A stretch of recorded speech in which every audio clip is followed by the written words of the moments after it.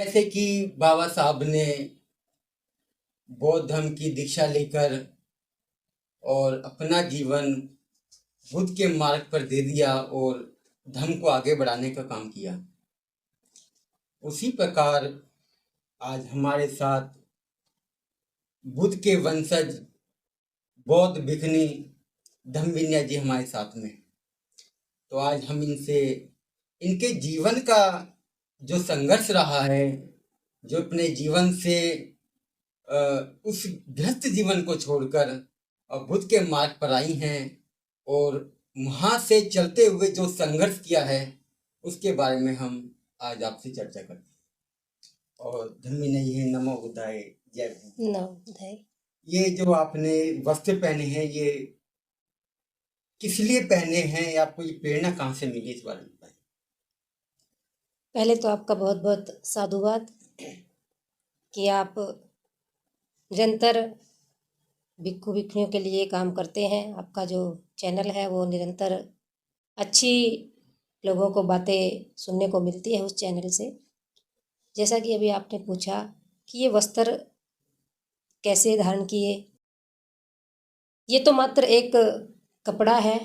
जिस तरह से आपने कपड़े पहने हैं, मैंने भी कपड़े पहने हैं, लेकिन जो विचार है आज से 2500 वर्ष पहले जो बुद्ध ने विचार दिया, उस विचार को ही आगे बढ़ाने के लिए गृह त्याग करके इससे प्रेरणा मिली। जो मेरे मार्गदर्शक हैं वो परम श्रद्धेय भिक्खु करुणाशील राहुल जी हैं।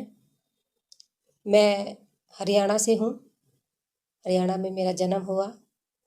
हरियाणा में ज़्यादातर लोग बुद्धिज़्म के बारे में नहीं जानते हैं, बहुत कम जानते हैं, लेकिन मेरी जो रुचि थी वो बचपन से ही बाबा साहब के विचारों को पढ़ना, उन पे चलना, तो उन कामों को लगातार करते थे बचपन से ही। धीरे धीरे फिर धीरे धीरे भंते जी से भेंट हुई। भंते जी हमारे उधर जाते रहते थे और भंते जी से भेंट होने के बाद में मन में और एक दृढ़ संकल्प हो गया कि मुझे भी ऐसा काम करना चाहिए।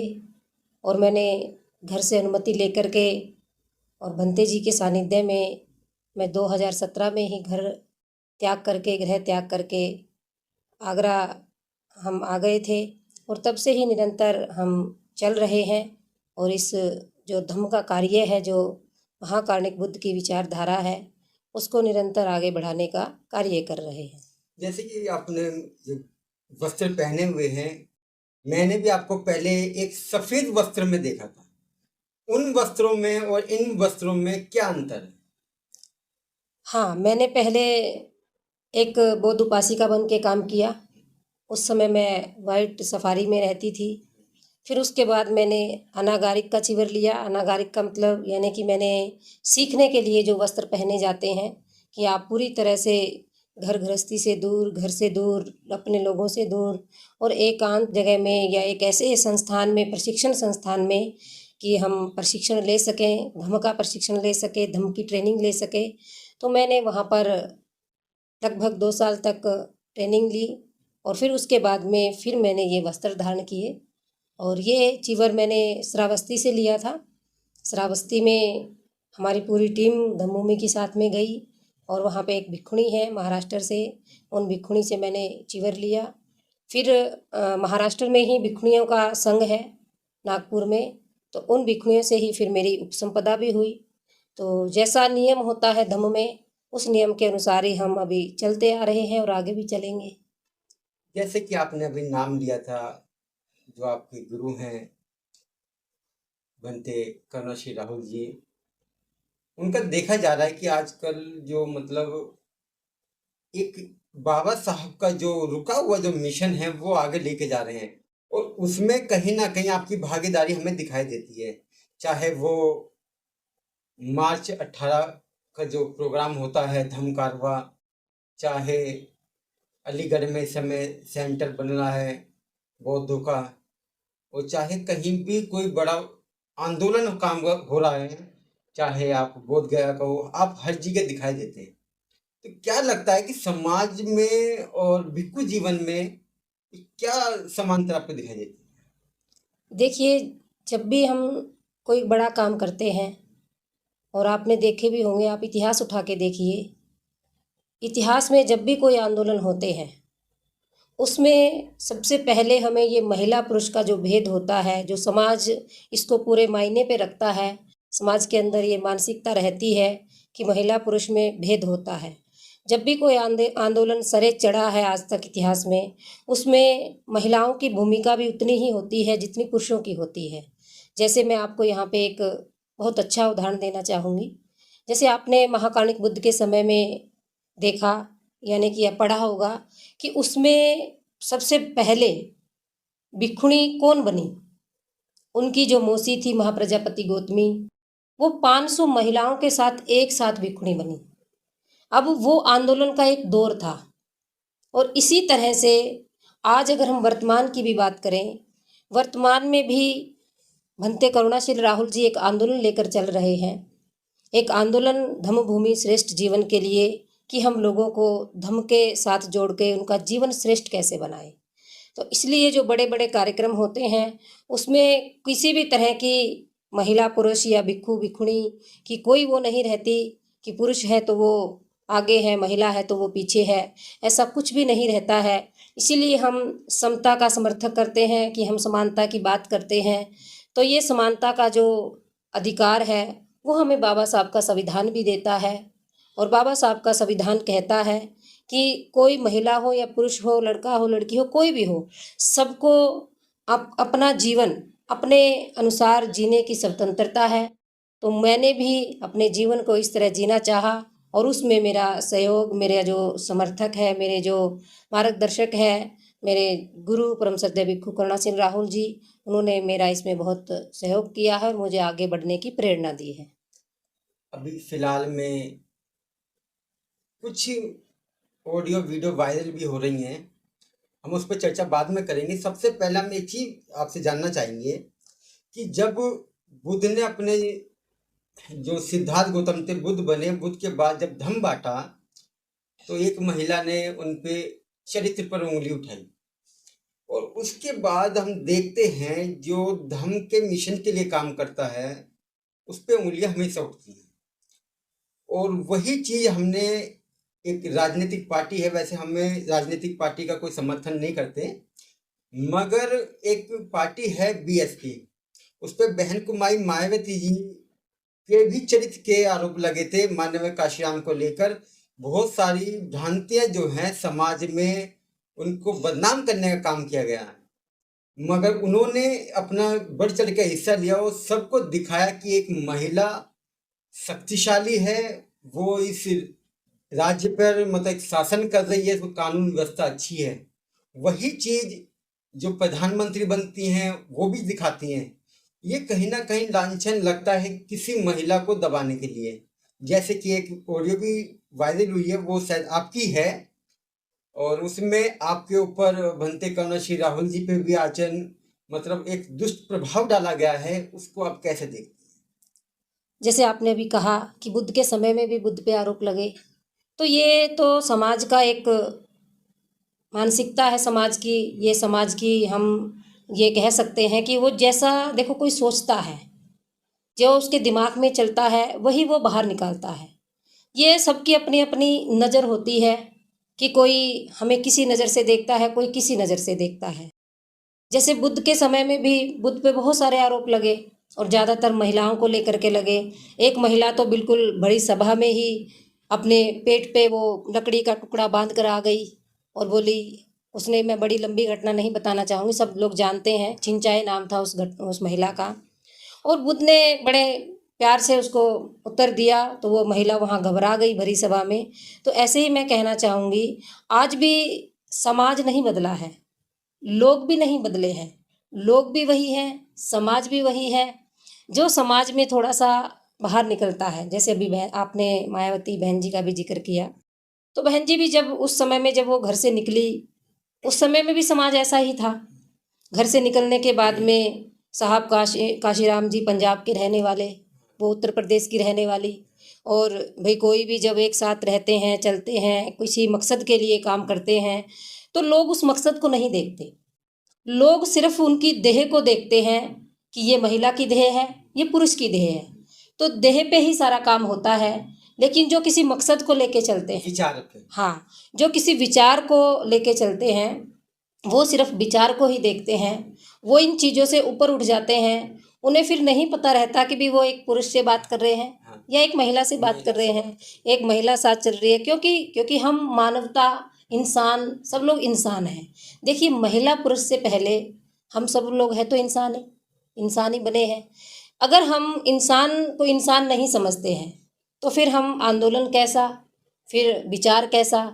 तो जो विचारवान लोग होते हैं वो इस बात को समझते हैं, जो विचारवान लोग नहीं होते वो उस बात को बढ़ा चढ़ा कर बताते हैं। जैसे आपने कहा कि ऑडियो, मैंने उस ऑडियो को थोड़ा सा सुना, मैंने ज़्यादा नहीं सुना। उसमें सीधी सी बात है, देखिए 2 लोग बात कर रहे हैं और ये आपको अच्छे से पता है कि अगर कोई 2 लोग किसी के बारे में अच्छी मानसिकता रखते हैं तो वो अच्छी चर्चा करेंगे, अगर बुरी रखते हैं तो बुरी करेंगे। अब यही बात बस उसमें चल रही है और कोई और व्यक्ति है, उसने उस बात को तोड़ मरोड़ के बढ़ा चढ़ा के लिख कर डाल दिया है। इससे हमें कोई फ़र्क नहीं पड़ेगा। क्यों नहीं पड़ेगा? क्योंकि हमें पता है कि हम किस रास्ते पे हैं। जैसे बुद्ध ने उस महिला से कहा जब वो सभा में थी कि हे बहन, जो सच्चाई क्या है या तो तू जानती है और या मैं जानता या हूँ। मैं जानता हूँ। ऐसे ही मैं भी यही कह रही हूँ कि जो सच्चाई है, सच्चाई या तो मैं जानती हूँ और या भंते करुणा सिंह राहुल जानते हैं, हाँ, कोई और तो नहीं जानता है, या जो हमारे साथ में लोग रहते हैं वो जानते हैं। लेकिन जो दूर बैठे व्यक्ति हैं, जो कभी मुझसे मिले नहीं, मेरे पास कभी आए नहीं, कभी मुलाकात नहीं हुई, दूर बैठे व्यक्ति कैसे हमारे चरित्र का वो अंदाज़ा लगा सकते हैं कि हम चरित्र से कैसे हैं या हम किस तरह से रहते हैं, किस तरह से हम बुद्ध विहार में या बाहर रहते हैं, तो अंदाज़ा नहीं लगाया जा सकता। ये तो एक मूर्खता भरा प्रचार है, लोग लगे रहते हैं इस काम में, इससे कोई फर्क पड़ने वाला नहीं है। ये तो आप इस तरीके से हम देख सकते हैं कि किसी भी पुरुष को हराने के लिए महिला को आगे कर दो और उनके चरित्र पर उंगली उठा दो, और किसी महिला को दबाना है तो उस पुरुष को आगे कर दो, उसके चरित्र पर उंगली उठा दो।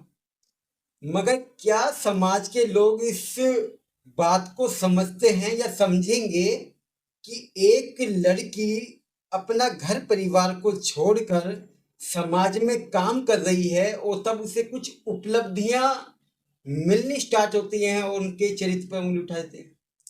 हाँ, ये तो देखो हमेशा से समाज का ये आचरण रहा है, समाज में कुछ ही लोगों का आचरण रहता है ऐसा। ऐसा भी नहीं है कि सोडियों से पूरा समाज भ्रमित हुआ है, बहुत सारे लोग हैं जो हमें हौसला भी दे रहे हैं, जो बहुत सारे लोग हैं जो फ़ोन करके कह रहे हैं कि बंते जी आप आगे बढ़ो, हम आपके साथ हैं। देखिए, जब तक इंसान का कोई नाम नहीं होता, तब तक उसे कोई नहीं जानता। मैं आज से नहीं आंदोलन में का हिस्सा हूँ, मैं 2017 में घर से आ गई थी और आज 2026 है। 2017 से लेकर के 2026 में ही क्यों ये बोला जा रहा है, हाँ, तो इतना लंबा समय हो गया जब लोग मुझे ज़्यादा नहीं जानते थे और लोगों को नहीं पता था, लेकिन आज मैं एक आंदोलन का मजबूत हिस्सा हूँ, मजबूत स्तंभ हूँ। और ये आप बखूबी जानते हैं कि भी जब भी कोई मजबूत स्तंभ आगे बढ़ता है या उस आंदोलन को आगे बढ़ाने का कार्य करता है, तो सबसे पहले उस आंदोलन को ख़त्म करने के लिए उस मजबूत स्तंभ को ही गिराया जाता है। और बम्बू को गिराना। हाँ, और बशर्ते मैं एक लड़की भी हूँ, महिला भी हूँ। अब महिला को गिराने के लिए उसके ऊपर सबसे अच्छा और सबसे आसान जो आरोप लगता है, बस वो यही लगता है कि वो चरित्रहीन है, चरित्रहीन, बस यही लगता है।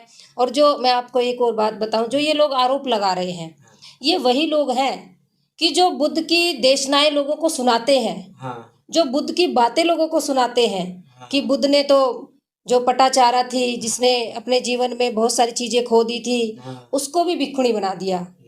जो किसा गौतमी थी उसको भिक्षुणी बना दिया, जो प्रकृति चंडालिका थी उसको भिक्षुणी बना दिया।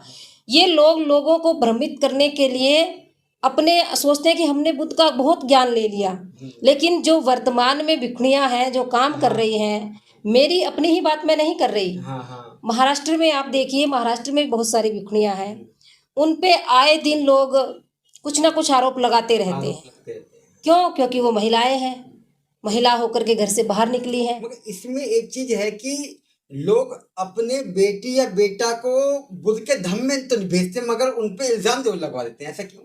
देखिए, कोई भी अच्छा काम करने के लिए हिम्मत चाहिए होती है। बातें करने से लोग काम नहीं कर सकते, हिम्मत से ही जो काम किया जाता है वही काम होता है।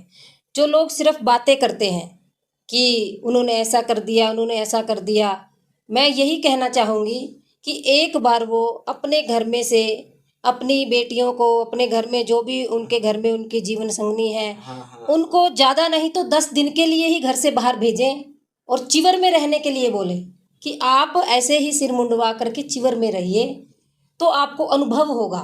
नहीं, सीधा सा है ना, दाल हाँ। आटे का भाव पता लग जाएगा। हाँ, अनुभव को होगा कि भी कैसे जीवन यापन किया जाता है एक गृह त्याग करने के बाद में।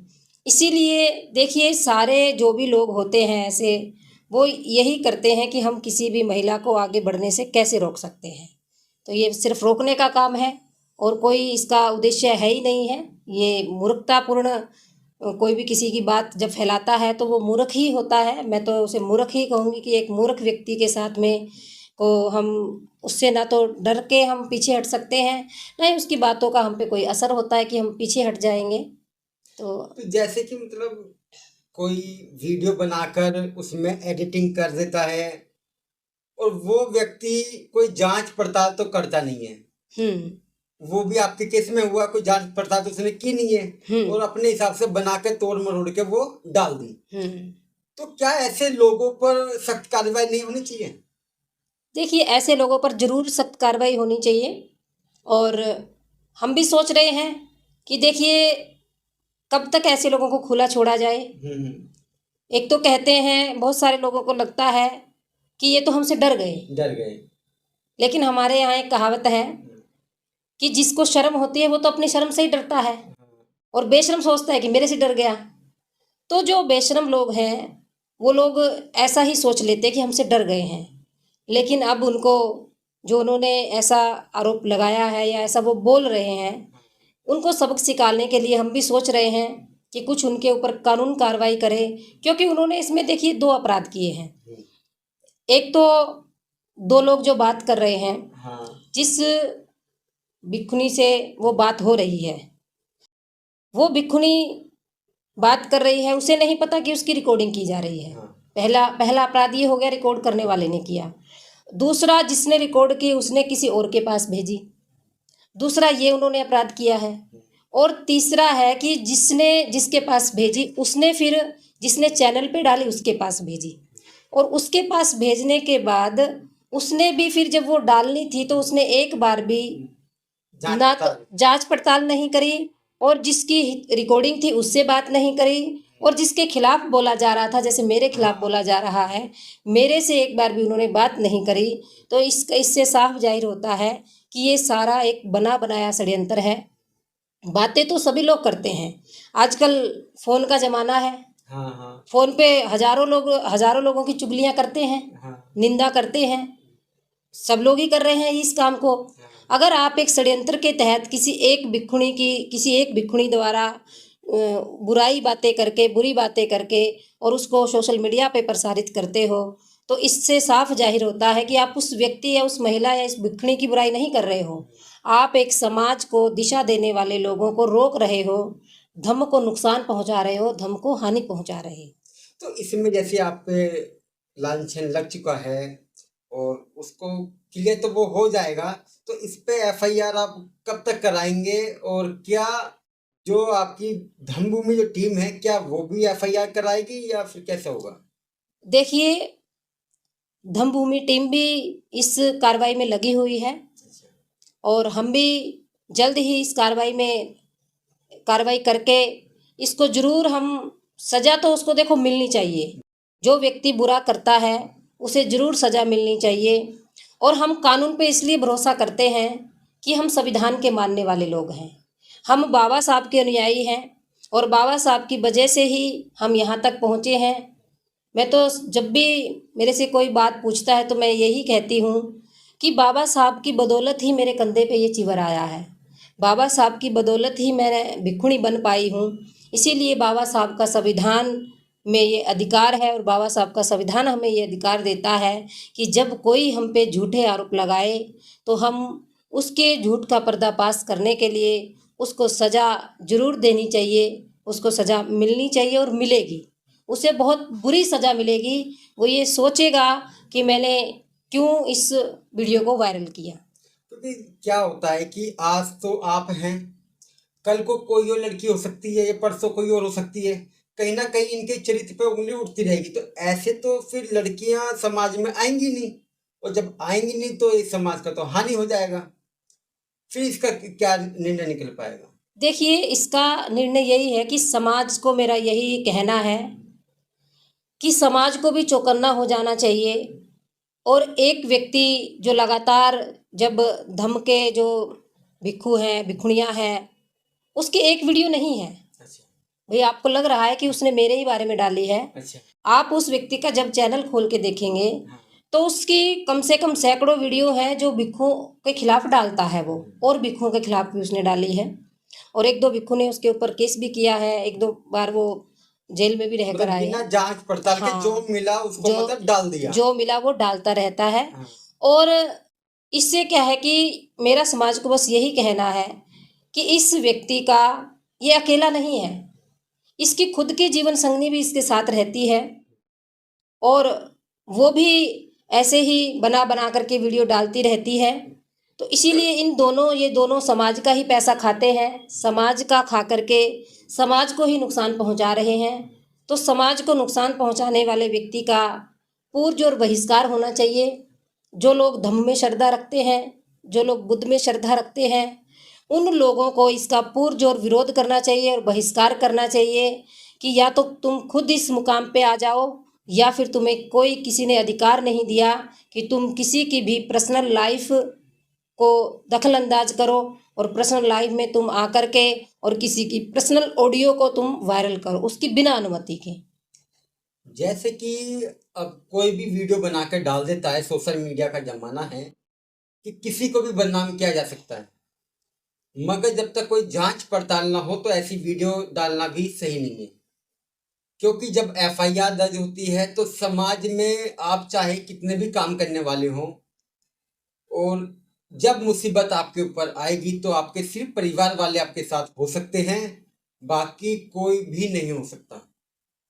तो इसलिए कभी भी आपको ऐसा लगे कि किसी भिक्खु को बदनाम किया जा रहा है, मैं तो भिक्खु क्या, मैं मानता हूँ किसी भी थर्ड पर्सन को, किसी भी व्यक्ति को जब भी बदनाम किया जा रहा है तो पहले उसकी जांच पड़ताल कर ले। क्योंकि बिना जांच पड़ताल के क्या हानि हो सकती है आप सोच नहीं सकते।